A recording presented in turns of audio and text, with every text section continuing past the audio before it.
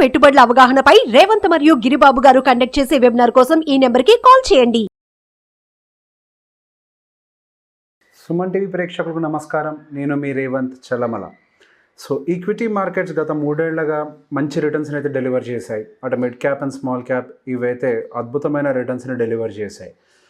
రీసెంట్గా చాలామంది fund managers నోట విన్నా, లేకపోతే మ్యూచువల్ ఫండ్ కంపెనీస్కి సంబంధించినటువంటి చీఫ్ ఇన్వెస్ట్మెంట్ ఆఫీసర్స్కి సంబంధించిన మాటలు విన్నా, గత 3 ఏళ్లలో ఈక్విటీ మార్కెట్స్ ఎలా అయితే రిటర్న్స్ని జనరేట్ చేశాయో నెక్స్ట్ అప్కమింగ్ 3 ఇయర్స్లో ఇక మీదట అంతటి రిటర్న్స్ని డెలివర్ చేయకపోవచ్చు.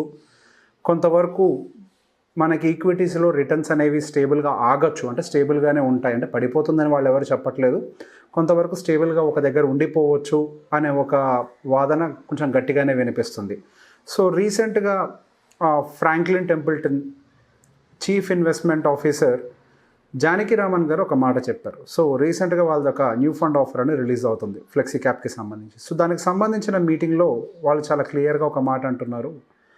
ఇక మీదట నెక్స్ట్ 3 ఏళ్ళు పాటు గత 3 ఏళ్లతో పోలిస్తే ఎలాంటి రిటర్న్స్ అయితే ఉన్నాయో అలాంటి రిటర్న్స్ మన ఈక్విటీ మార్కెట్స్లో ఎక్స్పెక్ట్ చేయకపోవచ్చు. ప్రజెంట్ ఉన్నటువంటి వాల్యుయేషన్ పర్టికులర్గా మిడ్ క్యాప్ అండ్ స్మాల్ క్యాప్లో అయితే చాలా హైలో ఉన్నాయి. కంపెనీస్ నెక్స్ట్ వాటి యొక్క రిజల్ట్స్ కనుక ప్రాపర్గా పోస్ట్ చేయకపోతే కొంతవరకు డిస్కౌంట్ అవ్వచ్చు. అండ్ అదేవిధంగా ఆ నెంబర్స్ అనేవి అబ్నార్మల్గా బెటర్గా పోస్ట్ చేయకపోతే, అంటే బాగా పోస్ట్ చేయకపోతే ఈ వాల్యుయేషన్స్ ఏవైతే హైలో ఉన్నాయో అవి సస్టైన్ అవ్వకపోవచ్చు. గోయింగ్ ఫర్దర్ మనకి రిటర్న్స్ అనేవి కంటిన్యూస్గా ఇప్పుడు ఏవైతే రిటర్న్స్ మనం చూసామో ఇక మీదట ఆ రిటర్న్స్ చూడకపోవచ్చు అని అంటున్నారు. రీసెంట్గా నేను కూడా ఇంకొక ఎన్ఎఫ్ఓ రాబోతుంది. బేసిక్గా అది వచ్చిన తర్వాత మీకు తెలుస్తుంది. దానికి సంబంధించిన ఫండ్ మేనేజర్ మీటింగ్కి కూడా అటెండ్ అయ్యాను. ఆ ఫండ్ మేనేజర్ మీటింగ్కి అటెండ్ అయినప్పుడు ఆ ఫండ్ మేనేజర్ ఆ పర్టికులర్ ఏఎంసీలో మిడ్ క్యాప్ని కూడా మేనేజ్ చేస్తూ ఉన్నారు. Is the fund manager for the mid cap also. బేసిక్గా ఆయన నోట్లోంచి కూడా ఒక రకంగా ఇటువంటి ఆర్గ్యుమెంట్సే వినిపిస్తున్నాయి. అండ్ అలానే కాకుండా చాలా పిఎంఎస్ సంస్థలు, పోర్ట్ఫోలియో మేనేజ్మెంట్ సంస్థలు కూడా ఈ పర్టికులర్ కామెంట్స్ గురించి రిపీటెడ్గా చేస్తూనే ఉన్నాయి. మిడ్ అండ్ స్మాల్ క్యాప్ స్పేస్కి సంబంధించి కొంతవరకు ఎక్స్పెన్సివ్ వాల్యుయేషన్ అయితే డౌట్ లేకుండా ఉంది. కంపెనీస్ వాటి యొక్క నెంబర్స్ని కనుక సస్టైన్ చేయలేకపోయినా, లేకపోతే బాగా పెంచలేకపోయినా కానీ ఈ వాల్యుయేషన్ అనేది నిలబడటం కష్టం. బేసిక్గా దీని గురించే మనం గత కొన్నాళ్ళుగా, ఇప్పుడేంటి మనం జనవరి నుంచే దాదాపుగా మాట్లాడుకుంటున్నాం. మార్కెట్ ఇప్పుడు యాజ్ ఆఫ్ నో ఏదైతే పరిగెట్టిందో, మనకున్నటువంటి లోకల్ పాజిటివ్ న్యూస్, అంటే ఎలక్షన్ రిలేటెడ్ పాజిటివ్ న్యూస్ వల్ల విపరీతమైన రన్అప్ వచ్చింది. కానీ end of the day markets అనేవి ఫండమెంటల్స్ని రెస్పెక్ట్ చేయాల్సిందే. దీనికి సంబంధించిన ఒక మాట చెప్పాలనుకుంటున్నాను. అందరూ అంటూ ఉంటారు, not investing in market is a crime, అంటే మార్కెట్లో ఇన్వెస్ట్ చేయకుండా ఉండడం తప్పు.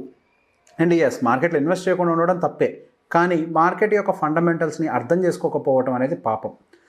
మన ఇన్వెస్ట్మెంట్స్ ప్రాపర్గా పెట్టాలి, మన ఇన్వెస్ట్మెంట్స్ ప్రాపర్గా గ్రో అవ్వాలి అని అంటే మన మార్కెట్ యొక్క సెంటిమెంట్ ఏంటి, అండ్ మార్కెట్ యొక్క ఫండమెంటల్స్ ఏంటి, వాటి యొక్క టెక్నికల్స్ ఏంటి అనేది మనం రిపీటెడ్గా రివ్యూ చేసుకుంటూ మన ఇన్వెస్ట్మెంట్స్ని కనుక పెట్టకపోతే మన రిటర్న్స్ అనేవి అవుట్ పర్ఫామ్ చేసే విధంగా ఉండవు. ఎస్, రిటర్న్స్ వస్తాయి. ఎలా? మార్కెట్తో పాటుగా కొంతకాలం పాటు ఏదైనా మార్కెట్ కన్సాలిడేషన్లో ఉంటే కన్సాలిడేషన్, బుల్ రన్లో ఉంటే బుల్ రన్, బియర్ రన్లో ఉంటే బియర్ రన్. అందులోనే ఉండిపోతూ ఉంటాం. కానీ మనం మార్కెట్ని అవుట్ పర్ఫామ్ చేసే విధంగా మంచి మంచి ఆపర్చునిటీస్ని వెతకము. బేసిక్గా ఎటువంటి మార్కెట్ కండిషన్లో అయినా కానీ డెఫినెట్గా మంచి వాల్యుయేషన్ ఉండేటువంటి సెక్టార్స్ ఎప్పుడూ ఉంటాయి. మనం లాస్ట్ 1 ఇయర్ నుంచి అనుకుంటా ఐటీ సెక్టార్కి సంబంధించి ఫోకస్ బాగా పెట్టండి అని చెప్పేసి మనం ఎప్పటి నుంచో అనుకుంటున్నాం. ఐటీ సెక్టర్ వాల్యుయేషన్స్ బాగున్నాయి. అండ్ ఎస్, వాళ్ళ యొక్క నెంబర్స్ మంచిగా రానప్పటికీ అది బ్యాలెన్స్ అయ్యే సిచ్యువేషన్లోనే ఉంది. ఒకవేళ ఏదైనా మార్కెట్ కొలాప్స్ అయినా కానీ ఐటీ కంపెనీస్ అయితే కొలాప్స్ అవ్వడానికి ఎక్కువగా అవకాశాలు కనిపించట్లేదు. ఫెయిర్ ఇనఫ్, అంటే ఒక మంచి ఫెయిర్ వాల్యుయేషన్లో ఉన్నాయి అని. అలానే మనం ప్రైవేట్ బ్యాంకింగ్ సెక్టార్ గురించి కూడా రీసెంట్గా మాట్లాడుకున్నాం. మంచి ఫెయిర్ వాల్యుయేషన్స్లో ఉన్నాయి. గోయింగ్ ఫర్దర్ కొంచెం ఆపర్చునిటీస్ దొరికినా కానీ ప్రైవేట్ బ్యాంక్స్లో మంచి రన్అప్ రావచ్చు అని.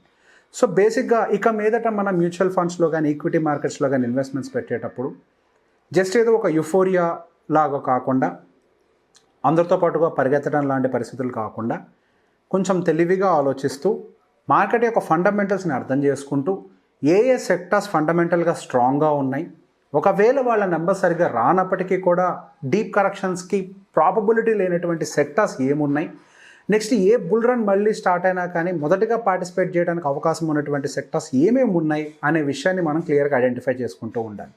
సో మ్యూచువల్ ఫండ్లో పెట్టుబడులు పెట్టడం అని అనగానే డైరెక్ట్గా ఏదో ఒక దాంట్లో ఏదో ఒక యాప్లో అకౌంట్ ఓపెన్ చేసేయటం, కళ్ళు మూసుకొని ఏ పిఎస్యు థీమ్ నడిస్తే పిఎస్యు థీము, లేదా ఇంకేదన్నా థీమ్ నడిస్తే డిఫెన్స్ థీమ్ నడిస్తే డిఫెన్స్ థీము, రైల్వే థీమ్ నడిస్తే రైల్వే థీమ్, ఇన్ఫ్రాస్ట్రక్చర్ థీమ్ నడిస్తే ఇన్ఫ్రాస్ట్రక్చర్ థీము, ఇలా ఒకటి దాని వెనకాల పరిగెట్టిపోకుండా మనం ఫండమెంటల్గా ఏవైతే స్ట్రాంగ్గా ఉన్నాయో వాటిని ఐడెంటిఫై చేసి కనుక మన ఇన్వెస్ట్మెంట్స్ కరెక్ట్గా పెట్టగలిగినట్లయితే మనకి లాంగ్ టర్మ్లో మంచి రిటర్న్స్ అనేవి స్టేబుల్గా వస్తాయి.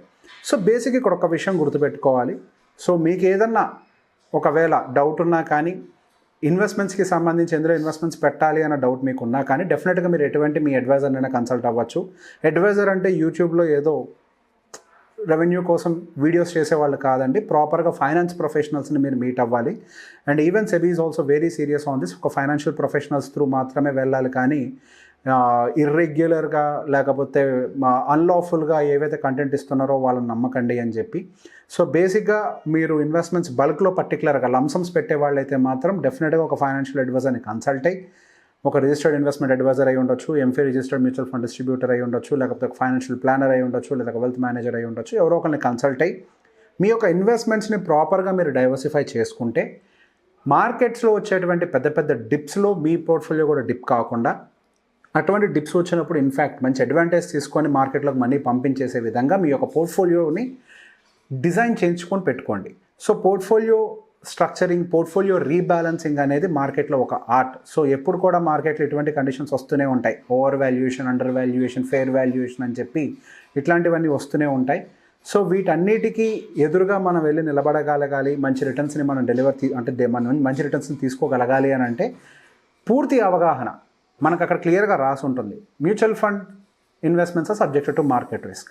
సో బేసిక్గా మార్కెట్ రిస్క్ని అర్థం చేసుకొని, దానికి సంబంధించిన ఫండమెంటల్స్ని అర్థం చేసుకొని సరైన రీతిలో కనుక పెట్టుబడులు మనం పెట్టగలిగితే డెఫినెట్గా మంచి రిటర్న్స్ తీసుకోవడానికి అయితే అవకాశం ఉంటుంది. ఇప్పటి వరకైతే మ్యూచువల్ ఫండ్ హిస్టరీలో డబ్బులు నష్టపోయిన వాళ్ళు, లాంగ్ టర్మ్లో పెట్టుబడులు పెట్టి నష్టపోయిన వాళ్ళు అయితే లేరు. షార్ట్ టర్మ్లో స్పెక్యులేట్ చేసి నష్టపోయిన వాళ్ళు ఉంటే మనం చెప్పలేము, కానీ లాంగ్ టర్మ్లో అయితే డెఫినెట్గా మంచి రిటర్న్స్ అయితే వస్తున్నాయి. సో గోయింగ్ ఫర్దర్ ఎవరైతే పెట్టుబడులు పెట్టాలనుకుంటున్నారో మిడ్ అండ్ స్మాల్ క్యాప్ పర్టికులర్గా ఈ సెగ్మెంట్తో కొంచెం జాగ్రత్తగా ఉండండి. లార్జ్ క్యాప్ అయితే కొంతవరకు ఇంకా స్టేబుల్గానే ఉన్నట్టుగా కనిపిస్తుంది. లార్జ్ క్యాప్కి ఇంకా కొంత స్పేస్ కూడా ఉందనిపిస్తుంది. సో బేసిక్గా అది నా మాటగానే కాదు, మనకి చాలామంది ఫండ్ మేనేజర్స్ పాయింట్ ఆఫ్ వ్యూలో కూడా లార్జ్ క్యాప్ స్పేస్లో ఇంకొంతవరకు ర్యాలీకి స్కోప్ ఉంది. అవి కొద్ది గొప్ప మార్కెట్ని నిలబెట్టేది ఏదైనా ఉంది అంటే అది లార్జ్ క్యాప్ మాత్రమే అయ్యి ఉంటుంది అనే ఒపీనియన్ అయితే క్లియర్గా వినిపిస్తుంది. సో మంచి లార్జ్ క్యాప్స్ని కూడా ఐడెంటిఫై చేసి మీ పోర్ట్ఫోలియోని ప్రాపర్గా డైవర్సిఫై చేసుకోండి. యూఫోరియాలో పట్టుకొని పరిగెట్టకండి, అది ఎప్పుడైనా సడన్గా బ్రేకులు పడతాయి. అట్లాంటి బ్రేక్లు కనుక అంటే అట్లాంటి టైంలో కనుక మనం లాస్ట్లో ఇన్వెస్ట్మెంట్ పెడితే డెఫినెట్గా మనం కొంతవరకు మన పోర్ట్ఫోలియోస్ని హిట్ తీసుకోవాల్సి వస్తుంది. అట్లాంటి పోర్ట్ఫోలియో హిట్స్ తీసుకోకుండా ఉండాలి అని అంటే ప్రాపర్గా మీ యొక్క స్టడీని అంటే మీ యొక్క అండర్స్టాండింగ్ని పెంచుకోండి. దాని గురించి బాగా ప్రాపర్గా అర్థం చేసుకున్న తర్వాత మ్యూచువల్ ఫండ్స్లో ఇన్వెస్ట్మెంట్స్ పెట్టుకోండి. అండ్ మీ పోర్ట్ఫోలియోస్ని ప్రాపర్గా డెప్ట్ ఇన్స్ట్రుమెంట్స్లో కూడా డైవర్సిఫై చేసుకోండి. పూర్తిగా అందులోనే ఉంచమని చెప్పట్లేదు, మంచి అవకాశాలు దొరికేదాకా అక్కడ మనీని పార్క్ చేయండి. మీ మనీని పార్క్ చేసుకున్న తర్వాత మంచి అవకాశాలు దొరికినప్పుడు మళ్ళీ you can start buying your fresh equity based mutual funds. So ఇట్లాంటి మంచి మ్యూచువల్ ఫండ్ రిలేటెడ్ అప్డేట్స్తో మీ ముందరకు వచ్చే ప్రయత్నం చేస్తూ ఉంటాను. ఈ వీడియో కనుక మీకు నచ్చినట్లయితే లైక్ చేయండి, షేర్ చేయండి. Thank you very much. Suman టీవీలో మీ పర్సనల్ అండ్ బిజినెస్ ప్రమోషన్స్ కోసం కింది నెంబర్కి కాంటాక్ట్ చేయండి.